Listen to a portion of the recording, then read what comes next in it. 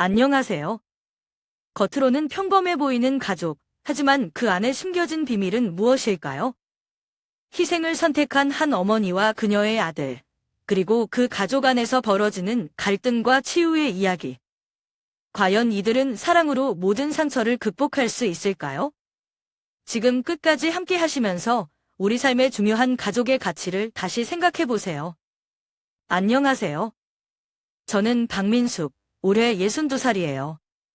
서울 외곽의 작은 동네에서 살고 있는데 이 동네는 도시의 분주함과는 거리가 멀고 조용하고 평화로운 곳이에요.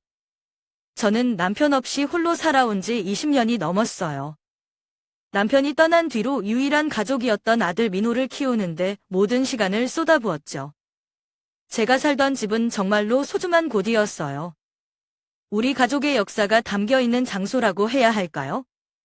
집안에는 오래된 사진과 기억들이 가득했어요. 벽에는 민호가 어렸을 때 그린 낙서가 아직도 남아 있었고, 부엌에서는 남편과 함께 밥을 준비하던 모습이 눈앞에 그려졌죠. 그런 집은 단순한 공간 이상이었어요.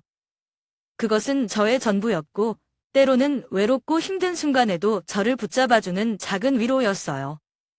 민호가 어린 시절에는 마당에서 뛰놀던 모습이 아직도 생생해요. 저는 그 아이가 얼마나 웃음이 많고 밝았는지 기억해요. 하지만 남편이 갑작스레 세상을 떠난 이후 저는 혼자서 그 아이를 키워야 했어요. 낮에는 회사에서 일하고 밤에는 민호를 돌보며 정신없이 살았죠. 어려운 시절도 많았지만 민호가 저를 보고 웃을 때마다 다시 힘이 났어요. 민호가 어른이 되어 결혼했을 때 저는 정말 뿌듯했어요. 그 아이가 스스로의 가족을 꾸리고 행복하게 살 수 있기를 진심으로 바랐어요. 며느리 지은이는 참 고마운 사람이었어요. 민호와 잘 어울리고 성격도 차분하고 배려심이 많아서 보는 사람마다 칭찬을 아끼지 않았죠. 처음 몇 년 동안은 두 사람이 주말마다 저를 찾아왔어요. 우리 집에서 같이 밥을 먹고 민호가 마당에서 지은이와 장난치며 웃는 모습은 정말 제게 큰 행복이었어요. 하지만 시간이 지나면서 방문이 점점 뜸해졌어요. 처음에는 그냥 아이들이 바쁜가 보다 했어요.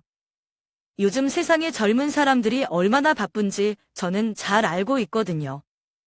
그래도 솔직히 말하면 그럴 때마다 마음 한구석이 조금씩 허전해졌어요. 저 혼자 있는 시간이 길어질수록 그 빈자리가 크게 느껴졌죠. 그러던 어느 날 민호에게 전화가 왔어요. 평소와 달리 목소리가 조금 떨리는 것 같았어요. 엄마, 정말 죄송해요. 제가 요즘 너무 힘들어요. 사업이 잘 안 돼서 큰일이에요. 이번 한 번만 엄마가 도와주시면 꼭 다시 정리할 수 있을 것 같아요. 엄마, 제발. 그 말을 듣는데 제 마음이 무거워졌어요. 민호가 이렇게 간절하게 말하는 걸 들어본 적이 없었거든요. 저는 그 아이가 얼마나 노력했는지 알고 있었어요. 그런 민호가 저한테 이렇게까지 부탁할 정도라면 정말 힘든 상황이겠구나 싶었어요. 솔직히 처음에는 망설였어요. 그 집은 제게 단순한 재산이 아니라 추억 그 자체에 있으니까요. 하지만 민호를 생각하면 다른 선택지가 없었어요. 결국 저는 결심했죠. 민호야, 엄마가 너를 돕기 위해서 뭐든지 할게. 그 집 팔고 너희 집으로 들어갈게. 우리 가족이 함께라면 뭐든 이겨낼 수 있을 거야. 그렇게 저는 오래된 집을 정리하기 시작했어요. 벽에 걸린 사진을 보면서 눈물이 흐르기도 했고, 민호가 어릴 때 쓰던 장난감을 정리하면서는 잠시 멍해지기도 했어요. 집을 떠나는 건 생각보다 더 어려운 일이었어요. 하지만 저는 민호와 지은이, 그리고 우리 가족의 미래를 위해 이 선택을 해야 한다고 믿었어요. 제가 민호네 집으로 이사하고 나서 모든 것이 정말로 달라졌어요. 가족이 함께 모여 살게 된다는 건 기대만큼 쉽지 않은 일이 있거든요. 하지만 그 이야기는 또 다른 날 이어서 말씀드릴게요. 처음에 저는 이렇게 생각했어요. 별표 이제 우리 가족이 한 집에서 함께 살게 되었으니 서로 더 가까워지고 따뜻한 시간을 보낼 수 있겠지. 별표 아들 민호와 며느리 지은이가 저를 따뜻하게 맞아주는 모습에 정말 마음이 놓였어요. 특히 손주가 저를 보자마자 할머니 하면서 달려오던 모습은 아직도 잊을 수 없어요. 그렇게 밝고 사랑스러운 아이가 곁에 있으니 제가 늙었다는 생각도 잠시 잊게 됐죠. 처음 몇 주 동안은 정말 행복했어요. 아침이면 지은이가 저와 함께 차를 마시며 이런저런 이야기를 나누기도 했고, 민호는 주말마다 집에서 함께 식사하자며 시간을 내주기도 했어요. 손주는 제 옆에 붙어서 책 읽어달라, 놀아달라 하며 하루 종일 저를 따라다녔지. 하지만 이 행복이 오래가지 않을 거라는 건 시간이 지나면서 알게 됐어요. 며느리 지은이가 처음에는 어머니, 너무 편하게 지내세요. 집은 제가 알아서 할게요 라고 말했었는데 몇 달이 지나자 말투와 행동이 조금씩 달라지기 시작했어요. 어느 날 아침, 지은이가 저를 부르더니 이렇게 말했어요. 어머니, 저희가 요즘 너무 바빠서 집안일을 다 못하고 있어요. 어머니가 계셔서 정말 다행이에요. 아이도 봐주시고 집안일도 조금만 도와주시면 저희가 정말 감사할 것 같아요. 그 말에 처음엔 당연히 도와줘야 한다고 생각했어요. 민호와 지은이가 바쁘게 사는 걸 알았으니까요. 그런데 시간이 지나면서 제가 맡아야 하는 일이 점점 많아지더라고요. 손주를 아침부터 밤까지 돌보는 건 물론이고 세탁, 설거지, 청소, 심지어는 저녁 식사 준비까지 모두 제 몫이 됐어요. 처음에는 그냥 걔들이 힘드니까 내가 조금만 더 힘내자 싶었어요. 그런데 하루는 너무 피곤해서 지은이에게 이렇게 말했어요. 지은아, 오늘은 내가 좀 쉬고 싶구나. 어제 손주랑 하루 종일 놀아주느라 허리가 너무 아프네. 그러자 지은이가 그 말을 듣고 웃으며 이렇게 말하더라고요. 어머니, 저희는 하루 종일 일하느라 얼마나 힘든지 아세요? 저희를 도와줄 수 있는 분은 어머니뿐이에요. 아이 돌보는 게 어렵긴 하지만 어머니도 우리를 생각해서 조금만 더 도와주시면 좋겠어요. 그 말을 들으니 서운함이 밀려왔어요.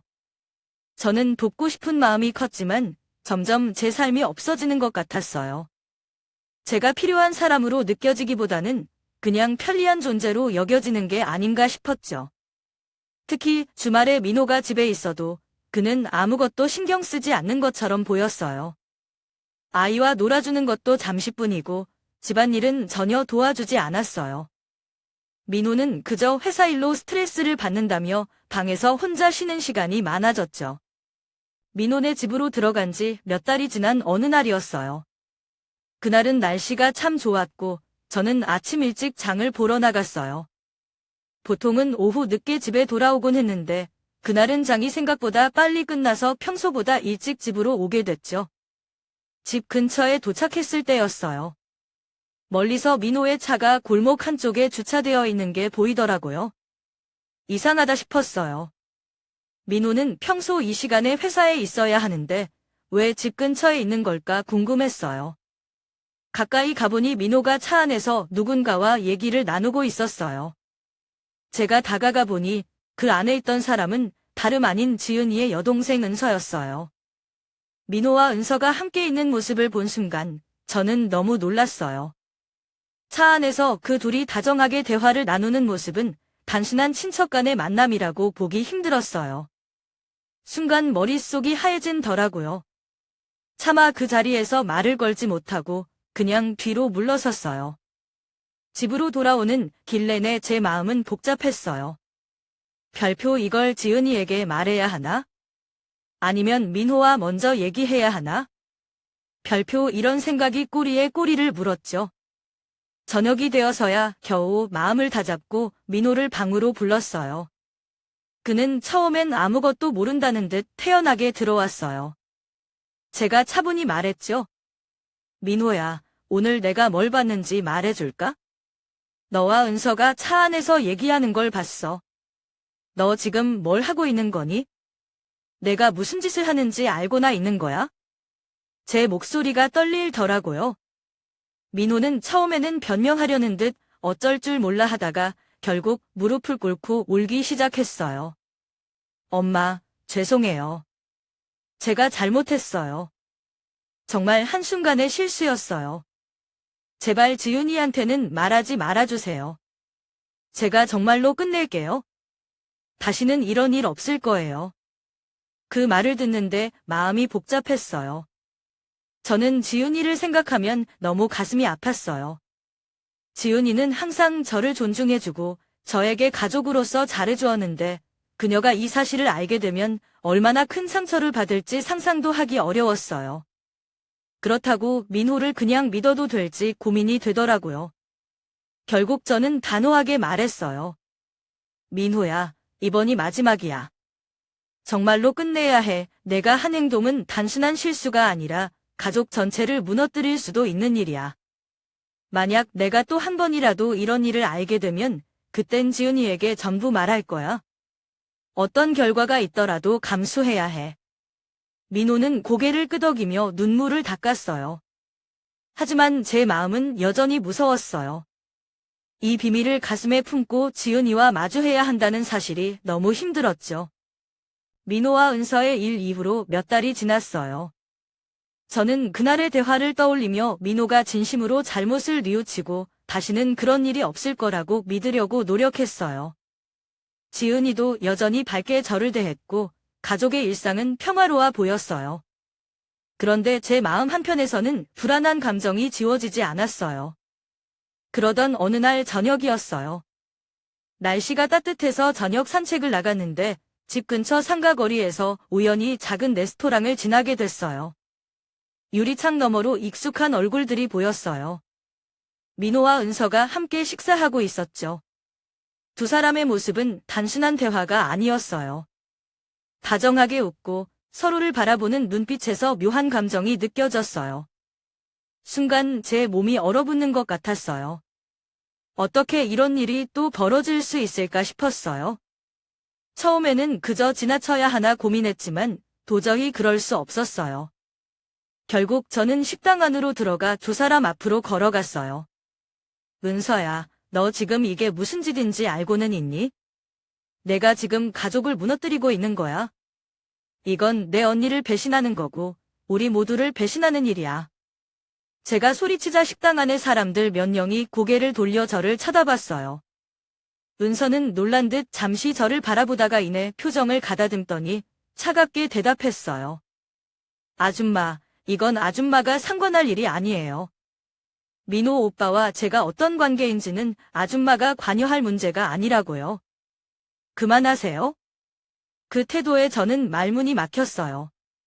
그녀의 뻔뻔한 태도와 저항적인 말투는 상상도 못했던 일이었어요. 더구나 민호는 옆에서 아무 말도 하지 않고 고개를 숙이고만 있었어요. 저는 더 이상 참을 수 없었어요. 은서를 향해 단호히 말했어요. 내가 아무리 이렇게 말해도 나는 이 상황을 묵인하지 않을 거야. 내 언니, 그리고 내 가족을 위해서라도 이걸 끝내야 해요. 내가 하지 않으면 내가 지은이에게 모든 걸 말할 거야. 은서는 여전히 차가운 태도로 저를 쳐다보며 대답했어요. 언니가 알든 말든 저는 상관없어요. 오히려 언니가 먼저 잘못한 게 많았으니까요. 그러니까 이 일에 더 이상 간섭하지 말아주세요. 그 말을 듣고 저는 너무 충격을 받았어요. 집으로 돌아가는 길 내내 머리가 아프고 가슴이 답답했어요. 제가 이 일을 어디까지 참아야 하는지, 그리고 지은이에게 이 사실을 말해야 하는지 고민이 끊이지 않았어요. 그날 이후로 은서는 집에 오는 일이 드물어졌어요. 처음엔 그게 차라리 잘된 일이라고 생각했어요. 민호와의 관계를 멀리하면 상황이 점점 나아질 거라 믿었으니까요. 하지만 얼마 지나지 않아 지은이가 제 방으로 찾아왔어요. 그날의 표정은 평소와 달랐어요. 뭔가 할 말이 있지만 조심스러운 듯한 눈빛이었죠. 어머니, 잠깐 이야기 좀 나눌 수 있을까요? 지은이가 저를 바라보며 조용히 말했어요. 저는 가슴이 철렁 내려앉았어요. 별표 혹시 무슨 일이 잘못됐나? 지은이가 뭘 알아버렸나? 별표 이런 생각이 머릿속을 스쳤죠. 무슨 일이니, 지은아? 제가 차분하게 물었어요. 지은이는 잠시 머뭇거리다가 입을 열었어요. 은서가 어머니께 서운한 일이 있었던 것 같아요. 얼마 전에 은서가 집에 왔다가 많이 기분이 안 좋았다고 하더라고요. 어머니께서 은서에게 좀 심하게 말씀하셨다고 들었는데 정말 그런 일이 있었나요? 순간적으로 저는 당황했어요. 은서가 저와 민호의 일을 지은이에게는 전혀 말하지 않은 건 다행이었지만 오히려 저를 나쁜 사람으로 몰아가는 말을 했다는 게 너무 화가 났어요. 하지만 지은이를 바라보니 말문이 막혔어요. 그녀는 늘 가족을 위해 헌신하고 저에게도 따뜻하게 대해주던 사람이었어요. 이런 지은이에게 사실을 말하면 그녀가 얼마나 충격을 받을지 상상이 되지 않았어요. 저는 억지로 미소를 지으며 대답했어요. 지은아, 그날 내가 조금 심하게 말했을지도 몰라. 은서가 집에 올 때 예의 바르게 행동했으면 해서 몇 마디 했는데 아마 그게 그녀에게 상처가 됐나 봐. 왜 내 잘못이야. 다음에 은서를 만나면 더 부드럽게 얘기할게. 지은이는 제 대답을 듣고 한숨을 내쉬며 말했어요. 어머니, 제가 은서를 대신해서 사과드릴게요. 은서가 가끔 생각 없이 말할 때가 있지만 사실 마음은 착한 아이예요. 그냥 한 번만 이해해주세요. 지은이의 말에 저는 고개를 끄덕였지만 속으로는 마음이 복잡했어요. 별표 착한 아이. 그럼 은서가 민호와 했던 일들은 뭐라고 설명해야 할까? 별표. 그날 이후로 저는 더욱 신중해졌어요. 지은이가 상처받지 않도록 더 조심해야겠다고 다짐했죠. 하지만 은서와 민호의 일을 계속 묵인하는 것이 맞는지, 이대로 지은이에게 사실을 숨겨도 되는 건지 매일같이 갈등이 생겼어요. 지은이는 제가 생각했던 것보다 훨씬 강한 사람이었어요. 제가 은서와 민호의 일을 애써 감추며 상황이 지나가길 바랐지만 지은이는 그저 지나치지 않았어요. 그녀는 조용히 민호의 행동을 살피기 시작했어요. 어느 날 밤 집안이 조용한 시간에 일이 벌어졌어요. 저는 거실에서 책을 읽고 있었는데 갑자기 지은이가 저를 찾아왔어요. 그녀의 얼굴은 눈물로 범벅이 되어 있었고 손은 떨리고 있었어요. 어머니, 그녀는 떨리는 목소리로 말했어요. 저 오늘 민호 핸드폰을 봤어요. 그냥 갑자기 의심이 들어서 확인했는데 거기서 은서랑 주고받은 메시지를 봤어요. 어머니, 도대체 무슨 일이 벌어지고 있는 건가요? 민호랑 은서, 둘 사이에 정말 무슨 일이 있었던 건가요? 그 말을 듣는 순간 제 머리가 멍해졌어요. 숨겨왔던 비밀이 결국 드러나고 말았다는 걸 깨달았죠. 더 이상 지은이에게 거짓말을 할 수도, 이 상황을 피할 수도 없었어요. 지은아, 저는 깊이 한숨을 내쉬며 어렵게 말을 꺼냈어요. 엄마가 정말 미안하다. 사실을 말해야 할 것 같구나. 엄마는 이미 몇 달 전부터 민호와 은서 사이에서 이상한 기운을 느꼈어. 그래서 민호를 불러서 단단히 말했지. 이런 짓을 당장 멈추라고. 하지만 민호는 듣지 않았고 엄마는 너를 아프게 하고 싶지 않아서 계속 숨기고 있었어. 제 말을 듣고 지은이는 잠시 멍하니 저를 쳐다보더니 그대로 무너져 내리듯 바닥에 앉아버렸어요.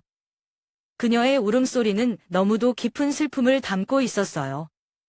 저는 그녀를 껴안으며 미안하다, 지은. 엄마가 정말 잘못했다라고 반복하며 눈물을 흘렸어요. 한참 후, 지은이는 눈물을 닦으며 진정하려 애썼어요. 그리고 나지막히 말했어요. 어머니, 제발 부탁드려요. 이 일은 제가 해결할게요. 어머니는 아무 말도 하지 말아주세요. 이건 제가 감당해야 할 문제인 것 같아요. 그녀의 말에 저는 더 이상 어떤 말도 할 수 없었어요. 이 모든 상황이 그녀에게 얼마나 큰 상처를 남겼을지 상상조차 할 수 없었거든요. 하지만 그녀는 그 와중에도 자신의 자존심과 가족을 지키려는 강한 의지를 보여줬어요. 그날 밤 저는 잠을 이루지 못했어요. 제 마음속에서는 두 가지 감정이 끊임없이 싸우고 있었어요. 한쪽에서는 민호를 감싸고 싶은 어미의 마음이 있었고, 다른 한쪽에서는 지은이를 생각하며 분노와 슬픔이 끌어올랐어요. 지은이는 민호와 은서의 관계를 알고 난 뒤 곧바로 자신만의 계획을 세우기 시작했어요. 그녀는 눈물 속에서도 놀라울 만큼 침착하고 단호했어요.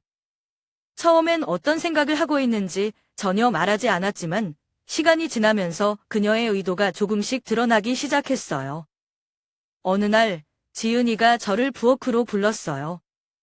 식탁 위에는 두꺼운 노트와 컴퓨터가 있었어요. 그녀는 노트를 저에게 보여주며 말했어요. 어머니, 제가 지난 몇 주 동안 생각을 많이 해봤어요.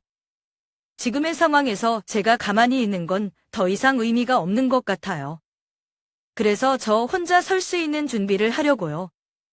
지은이는 민호와 공동으로 사용하던 은행 계좌를 모두 정리하고 그 자산을 자신의 개인 계좌로 옮겼다고 했어요. 그 계좌에는 부부가 함께 모은 예금, 민호의 사업에서 나온 이익금, 그리고 그녀가 직장에서 벌어들인 돈까지 모두 포함되어 있었어요. 민호는 아직 이 사실을 전혀 모르고 있었죠. 저도 그동안 너무 참기만 했던 것 같아요. 이제는 저를 위해, 그리고 우리 아이를 위해 무언가 해야 할 때라고 생각했어요. 어머니, 제가 잘하고 있는 걸까요? 지은이는 저를 바라보며 조용히 물었어요. 그녀의 눈에는 불안함과 확신이 동시에 담겨 있었어요. 저는 그녀의 결정을 지지하지 않을 수 없었어요. 지은아, 내가 옳다고 생각하는 대로 해. 내가 이렇게까지 결심한 데는 이유가 있을 거야. 엄마는 너를 믿어. 그녀는 제 말을 듣고 잠시 미소를 지었어요. 그리고는 자신이 준비 중인 또 다른 계획을 말하기 시작했어요. 지은이는 그동안의 직장 생활을 정리하고 오래전부터 꿈꿔왔던 작은 카페를 열기로 했다고 했어요. 그녀는 대학 시절부터 카페를 운영해보고 싶었지만 결혼 후에는 가족을 우선시하느라 그 꿈을 접어야 했다고 했어요. 이제야 제가 하고 싶었던 걸 해보려고 해요, 어머니. 민호랑 결혼한 이후로 제 인생은 늘 뒷전이었어요. 제가 해야 할 일은 가족을 지키고 아이를 돌보고 민호를 지원하는 것뿐이었죠. 하지만 지금은 저 자신을 위해 살고 싶어요. 그녀의 말에 저는 가슴이 아팠어요. 그동안 지은이가 얼마나 희생하며 살았는지 이제야 조금 알게 된 것 같았어요. 며칠 뒤, 지은이는 새로운 사업을 위한 준비에 본격적으로 들어갔어요. 카페 위치를 알아보고 메뉴를 개발하고 인테리어를 구상하며 바쁘게 움직였어요. 때로는 아이를 맡길 사람이 없을 때 제가 돌보기도 했어요. 하루는 지은이가 저를 찾아와 말했어요. 어머니, 저한테는 이게 마지막 기회인 것 같아요. 모든 게 무너질 수도 있지만 그 전에 제가 스스로 일어설 수 있다는 걸 보여주고 싶어요. 어머니도 제 편이 되어주실 거죠? 그녀의 단호한 목소리를 들으며 저는 다시 한번 그녀의 용기를 느꼈어요. 지은아, 내가 무슨 선택을 하든 엄마는 항상 내 편이야. 너는 충분히 잘하고 있어? 지은이는 카페 준비로 바쁜 와중에도 민호와 은서의 행동을 그냥 두지 않았어요. 그녀는 단호했어요. 무언가 큰 결정을 내린 사람 특유의 고요하지만 흔들림 없는 태도였죠. 민호는 여전히 자신이 안전하다고 믿고 있었어요. 집에서는 마치 아무 일도 없는 것처럼 행동했고, 지은이가 카페 일로 바쁘니 신경 쓰지 않는다고 생각했을지도 몰라요. 하지만 지은이는 그 시간 동안 민호의 행동을 철저히 감시하며 증거를 모으고 있었어요. 한 달 전, 민호가 은서를 만나러 갔을 때 지은이는 뒤따라가 사진을 찍었어요. 또 민호의 핸드폰을 몰래 확인해 두 사람이 주고받은 메시지를 스크린샷으로 남겼죠. 녹음 장치를 이용해 두 사람의 대화를 녹음하기도 했어요. 증거는 점점 쌓여갔고 지은이는 때가 왔다고 느꼈어요. 어느 날 아침, 지은이는 준비를 마치고 민호의 사무실로 향했어요. 그녀의 표정은 결의에 차 있었지만 눈빛은 차가웠어요. 사무실에 도착한 그녀는 민호의 비서를 통해 그의 방으로 들어갔어요. 민호는 그녀가 사무실에 온 걸 보고 놀란 듯 했지만 곧 태어난 척하며 물었어요. 여기까지 웬일이야? 무슨 일 있어? 하지만 지은이는 대답 대신 가방에서 두꺼운 파일을 꺼내 그의 책상 위에 던졌어요. 파일 안에는 그동안 그녀가 모은 모든 증거가 들어 있었어요. 이게 뭔지 한번 보시죠. 당신이 지난 몇 달 동안 무슨 짓을 했는지 여기 다 들어 있어요. 민호는 파일을 열어보더니 얼굴이 하얗게 질렸어요. 그는 손을 떨며 파일을 덮고 지은이를 쳐다봤어요. 지은아, 이건 오해야. 내가 잘못 생각하고 있는 거야? 내가 다 설명할게. 제발 한 번만 들어줘. 하지만 지은이는 그의 말을 자르며 차갑게 대답했어요. 설명할 필요 없어. 나는 이미 다 알고 있어. 당신이 한 일은 나를 배신한 것뿐만 아니라 내 가족 전체를 무너뜨린 거야. 당신은 더 이상 내가 알던 사람이 아니야. 민호는 무릎을 꿇고 울먹이며 말했어요. 지은아, 내가 잘못했어. 제발 이번만 용서해줘. 다시는 이런 일 없을 거야. 하지만 지은이는 눈도 깜빡하지 않고 대답했어요. 용서. 그런 건 없어. 당신은 이제부터 당신이 한 행동에 대한 대가를 치르게 될 거야. 그 말에 민호는 말문이 막힌 듯 그녀를 바라봤어요. 지은이는 파일을 다시 가져가면 마지막으로 말했어요. 이건 내가 가진 모든 증거 중 일부야. 나머지는 내가 필요한 순간에 사용할 거야. 그러니 더 이상 헛된 희망은 품지 마. 그 후 지은이는 사무실을 나와 집으로 돌아왔어요. 민호는 그날 이후로 그녀가 정말 무엇을 하려는지 몰라 두려움에 떨며 살았어요. 지은이는 민호를 사무실에서 대면한 이후로도 멈추지 않았어요. 그녀는 이번에는 은서를 직접 만나기로 결심했어요. 이번 일이 단순히 부부의 문제가 아니라 가족 전체의 관계를 뒤흔든 사건이라는 걸 분명히 하고 싶었던 거죠. 어느 날 저녁, 지은이는 은서에게 전화를 걸어 말했어요. 은서야, 우리 얘기 좀 하자. 너랑 나, 지금 이 상태로는 안 될 것 같아. 은서는 처음엔 그 전화를 받고 약간 망설였지만 지은이의 단호한 태도에 어쩔 수 없이 약속 장소에 나왔어요. 두 사람은 근처에 있는 작은 카페에서 만났어요. 카페 안은 저녁이라 한산했어요. 지은이는 창가 자리에서 은서를 기다리고 있었고 은서는 조심스레 문을 열고 들어왔어요. 두 사람의 눈이 마주쳤을 때 은서는 마치 아무 일도 없었던 것처럼 평온한 표정을 지으려고 애썼지만 지은이는 그런 그녀를 보고 깊은 한숨을 내쉬었어요. 은서야, 앉아봐. 지은이는 차갑게 말했어요. 은서는 천천히 자리에 앉았고 어색한 침묵이 흘렀어요. 잠시 후 지은이가 입을 열었어요. 은서야, 내가 민호랑 무슨 일을 했는지 다 알아. 처음에는 화가 나서 너를 당장 내치고 싶었어. 하지만 지금은 더 이상 화를 낼 가치도 없다는 걸 깨달았어. 내가 내 동생이라는 게 부끄러울 뿐이야. 은서는 지은이의 말을 듣고 어찌할 줄 몰라 당황했어요. 그녀는 작은 목소리로 변명하려 했어요. 언니, 그런 게 아니었어. 나도 잘못된 걸 알아. 하지만 나도 힘들었어. 그러나 지은이는 그녀의 말을 끊고 단호하게 말했어요. 힘들었다고. 힘든 건 나도 마찬가지야. 하지만 내가 선택한 건 잘못이었어. 너는 단순히 나를 배신한 게 아니라 내가 속한 가족 전체를 배신했어. 나는 더 이상 너를 내 동생으로 생각하지 않을 거야.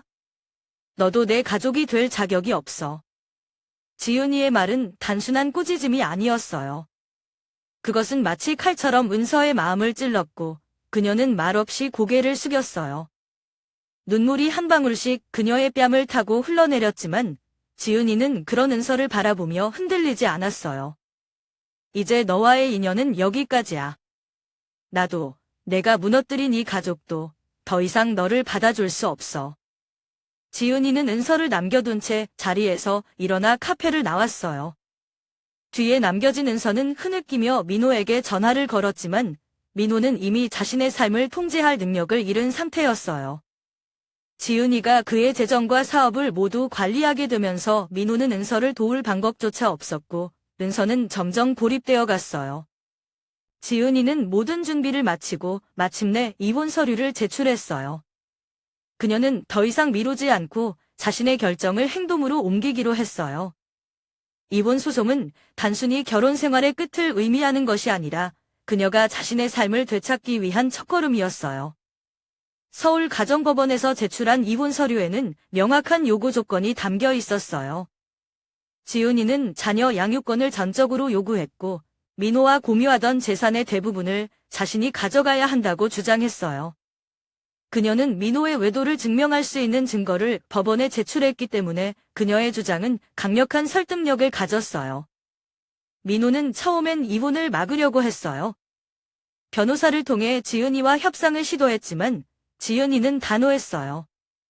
협상은 없어요. 당신이 한 행동에 대한 책임을 져야 해요. 내가 당신에게 더 이상 기회를 줄 이유도 의무도 없어요. 법적 절차가 진행되는 동안 지은이는 민호와 은서의 잘못을 양가 가족에게 공개하기로 결심했어요.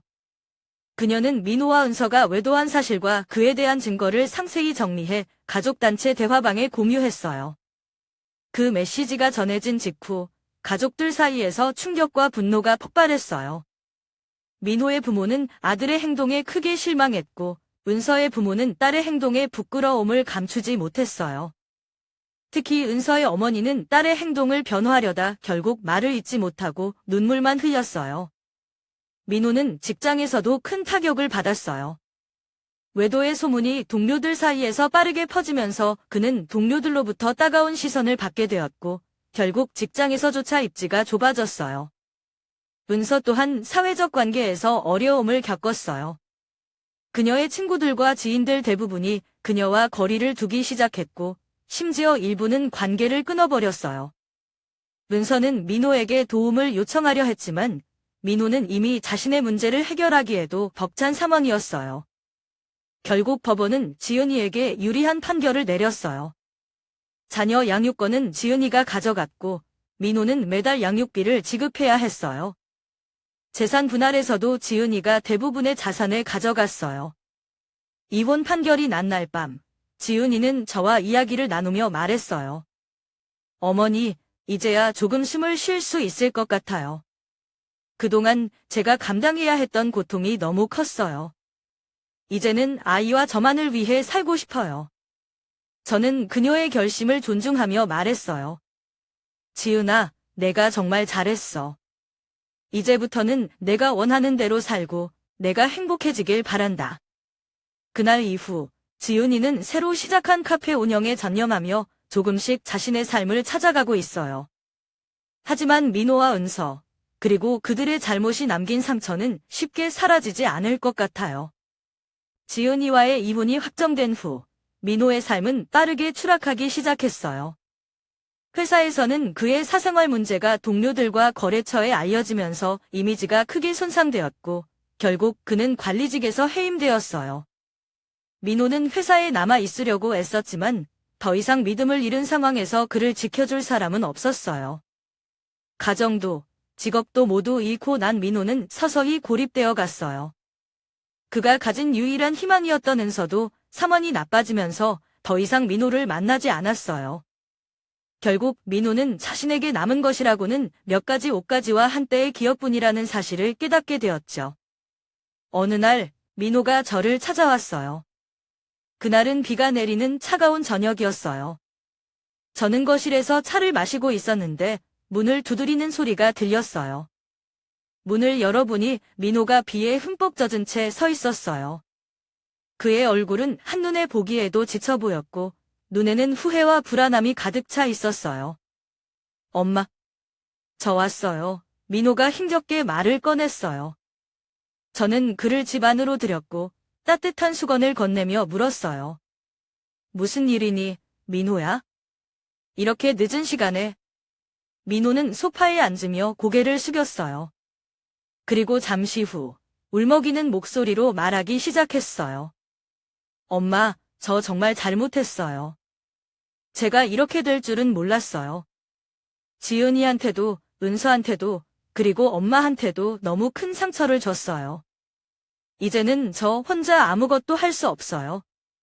제발 한 번만 더 도와주세요, 엄마. 이번에는 정말 다르게 살게요. 진심이에요. 그 말을 듣는데 제 가슴이 철렁 내려앉았어요. 제가 키운 아들이 이렇게까지 무너진 모습을 보는 건 너무나도 가슴 아픈 일이었어요. 하지만 그 순간 저는 알았어요. 지금 이 상황에서 제가 그를 돕는 건 진정으로 그를 위해서가 아니라 오히려 그를 더 망치게 할 수도 있다는 거요. 저는 조용히 그의 눈을 마주보며 말했어요. 민호야, 엄마가 널 얼마나 사랑하는지 너도 알지? 하지만 이번만큼은 엄마가 너를 도와줄 수 없어. 엄마는 이미 너를 위해 너무 많은 걸 희생했어. 이제는 내가 내 잘못에 대한 대가를 치르고 스스로 일어서야 해. 그게 내가 배워야 할 가장 큰 교훈이야. 민호는 눈물을 흘리며 다시 한번 간청했지만 저는 단호하게 고개를 저었어요. 엄마가 지금 널 돕는다면 넌 또 다른 실수를 할 거야. 지금 내가 할 수 있는 건 이 모든 걸 받아들이고 내 자신을 변화시키는 거야. 엄마는 너를 기다리게. 내가 진짜로 달라진다면 그땐 다시 얘기할 수 있을 거야. 그날 민호는 밤늦게까지 제 집에 머물러 쓰고 다음 날 아침 조용히 떠났어요. 그 이후로 그는 연락을 거의 하지 않았지만 가끔씩 그의 소식을 들으면 조금씩 변하고 있다는 걸 알게 되었어요. 이혼 후 지은이는 자신의 인생을 새로 시작하기 위해 온 마음을 다했어요. 그녀가 시작한 작은 카페는 점점 자리를 잡아가고 단골 손님도 생기기 시작했어요. 카페는 그녀에게 단순히 생계 수단을 넘어 자존심과 자립심을 회복할 수 있는 소중한 공간이 되었어요. 지은이는 일하는 와중에도 아들에게 모든 사랑과 관심을 쏟았어요. 아들은 점점 밝고 건강하게 자랐고 그 모습을 볼 때마다 지은이의 눈에는 웃음이 번졌어요. 저는 그런 지은이의 모습을 보며 가슴 한구석이 따뜻해졌어요. 어느 날 저는 카페에 들러 지은이와 손주를 만났어요. 손주는 저를 보자마자 달려와 할머니라고 외쳤고 지은이는 환한 미소로 저를 반겼어요. 그 순간 저는 그녀가 얼마나 강인한 사람인지 그리고 그녀가 이 모든 어려움을 딛고 일어선 것이 얼마나 대단한 일인지 새삼 느꼈어요. 모든 일이 어느 정도 정리된 후 저는 서울 외곽에 있는 작은 아파트로 이사했어요. 지은이와 손주를 돕고 싶었지만 그들이 스스로의 삶을 시작할 수 있는 공간을 주고 싶었어요. 혼자 사는 건 처음엔 낯설었지만 그래도 조용한 일상이 주는 안정감이 싫지 않았어요. 어느 날 저녁 조용히 TV를 보고 있는데 초인종이 울렸어요. 문을 열어보니 지은이가 서 있었어요. 그녀는 작은 상자를 손에 들고 있었고 제게 따뜻한 미소를 지으며 말했어요. 어머니, 잠시 이야기 좀 나눌 수 있을까요? 저는 그녀를 집 안으로 들었어요. 지은이는 상자를 열어 제게 보여주었어요. 그 안에는 오래된 가족 사진들이 들어 있었어요. 민호가 어렸을 때 찍은 사진, 지은이가 결혼식 때 찍은 사진, 그리고 손주가 태어났을 때 찍은 사진까지. 지은이는 조용히 사진들을 바라보다가 제게 말했어요.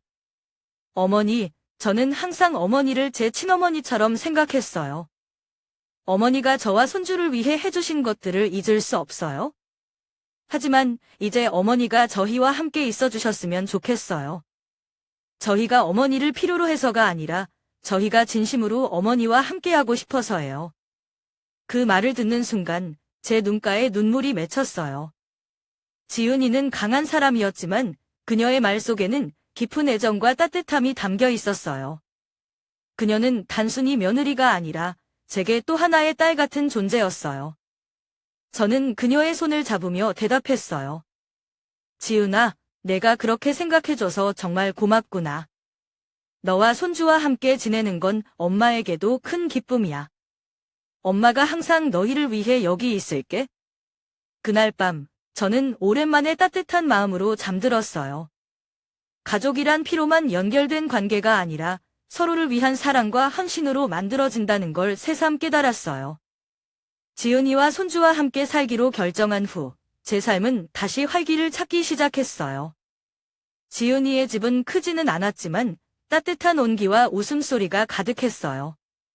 손주는 아침마다 저를 할머니, 일어나요, 라고 부르며 방으로 찾아왔고, 지은이는 부엌에서 환한 미소로 아침 준비를 하며 저를 반겼어요. 첫날 아침, 우리는 함께 식탁에 앉아 따뜻한 국과 밥을 먹으며 이야기를 나눴어요. 지은이는 카페에서 있었던 손님과의 재미있는 일화를 들려줬고, 손주는 유치원에서 배운 노래를 불러줬어요. 그렇게 평범한 일상이 저에겐 큰 행복으로 다가왔어요. 저는 손주와 매일 산책을 나갔어요. 집 근처에 있는 작은 공원은 아이들이 뛰어놀기 좋은 곳이었어요. 가을이 깊어가는 공원은 울긋불긋한 단풍잎으로 덮여 있었고 손주는 잎을 주워 저에게 건네며 "이건 할머니 거예요" 라고 말하곤 했어요. 저녁이 되면 지은이와 저는 함께 거실에 앉아 이야기를 나누고 했어요. 그녀는 가끔 민호에 대한 이야기를 꺼내기도 했지만 그때마다 담담한 표정으로 자신의 감정을 털어놓았어요. 어느 날 밤, 지은이가 제 옆에 앉아 손을 잡으며 말했어요. "어머니, 제가 힘든 시간을 보낼 때 항상 곁에 있어 주셔서 정말 감사합니다. 저는 민호를 탓하고 싶지 않아요. 누구나 실수할 수 있다고 생각해요. 하지만 제가 한 가지 확신하는 건 손주는 어떤 어려움도 겪지 않고 밝게 자라야 한다는 거예요. 어머니도 그런 손자를 지켜봐 주셨으면 좋겠어요." 그 말을 들으니 제 마음이 뭉클해졌어요. 지은이는 단순히 강한 여성이 아니라 자신의 아들과 가족을 위해 모든 것을 포기하고 다시 시작할 용기를 가진 사람이었어요. 저는 그녀에게 조용히 대답했어요. "지은아, 엄마는 내가 정말 자랑스러워. 내가 얼마나 강한지, 그리고 내가 얼마나 아이를 사랑하는지 엄마는 알아. 엄마도 너와 손주를 위해 최선을 다할게. 우리 다 함께 행복하게 살자." 그날 밤, 저는 잠들기 전에 생각했어요. 비록 민호가 저를 실망시켰지만 지은이와 손주가 저에게 새로운 희망을 줬어요.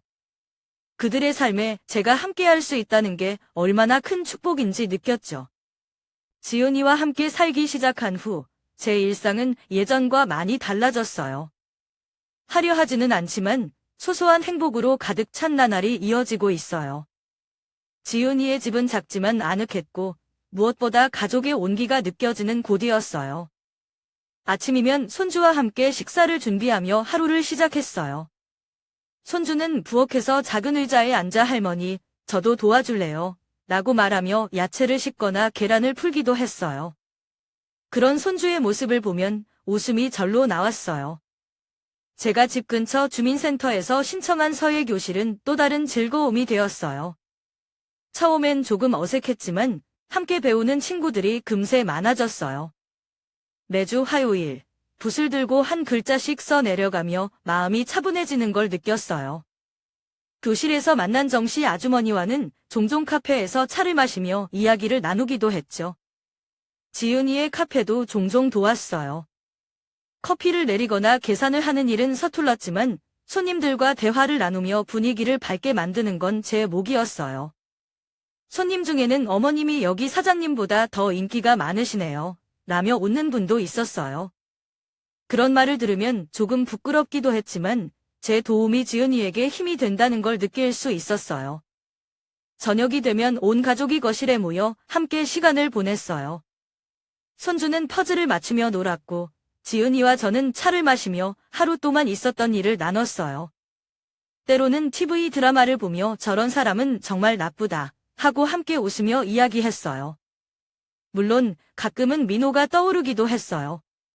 그는 지금 어디서 어떤 마음으로 살아가고 있을지 궁금했어요. 하지만 그런 생각이 들 때마다 저는 손주와 지은이를 바라보며 다시 마음을 다잡았어요. "엄마, 오늘 카페에서 어떤 손님이 오셨는지 아세요?" 저보고 "요즘 더 활짝 웃는다고 하셨어요." 지은이가 그렇게 말할 때 저는 미소로 대답했어요. "그야 너희 집이 행복하니까 그렇지. 그런 집안은 웃음이 흐르게 되어 있어." 살면서 많은 일을 겪었지만 지금은 마음이 한결 가벼워졌어요. 가끔은 예상치 못한 방향으로 흘러간 인생이지만 그 안에서 새로운 빛을 찾을 수 있다는 걸 배웠어요. 지은이는 저에게 피로 연결된 가족보다 더 진한 사랑을 보여줬어요. 그녀와 손주는 제게 삶의 새로운 이유가 되었고 제가 가진 상처들을 보듬어 주었어요. 저는 이제 깨달았어요. 가족이란 단순히 혈연으로 이어진 관계가 아니라 서로를 믿고 지지하며 함께 웃을 수 있는 사람들로 이루어진 거라는 거요. 여러분도 혹시 가족에 대해 새롭게 생각해 본 적이 있나요? 저는 지금도 손주와 지은이와 함께하는 이 소박한 하루하루가 그 어떤 것보다 소중하다고 느껴요. 새로운 시작은 생각보다 가까운 곳에 있을지도 모른다는 걸 기억하세요.